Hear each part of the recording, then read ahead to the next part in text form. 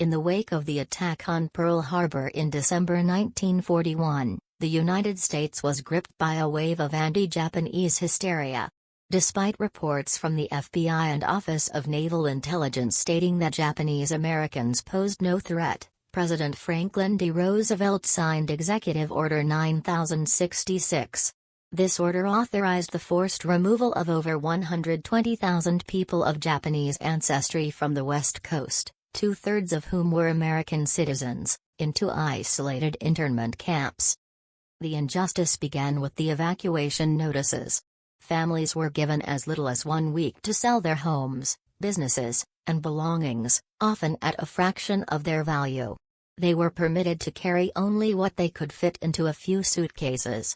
They were first held in temporary assembly centers, often converted racetracks and fairgrounds where families were forced to sleep in horse stalls, before being transported to permanent camps in the desolate interiors of the country.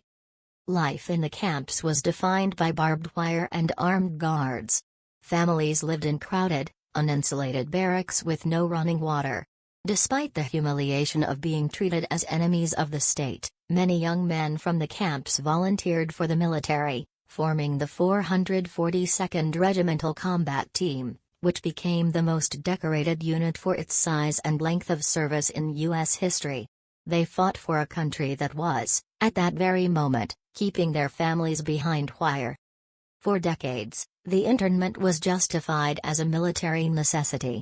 It wasn't until the 1980s that a congressional commission concluded the order was fueled by race prejudice, war hysteria, and a failure of political leadership.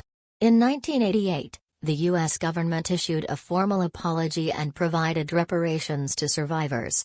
The injustice of the internment remains a stark reminder of how easily civil rights can be discarded during times of war, and the danger of targeting a group based on their heritage rather than their actions. The internment of Japanese Americans stands as a dark chapter in the history of American democracy. It proves that even in a nation founded on the principle of liberty, fear can lead to the systematic persecution of its own citizens. To remember this event is to recognize the ongoing struggle to protect the rights of all people, especially when the drums of war are beating the loudest.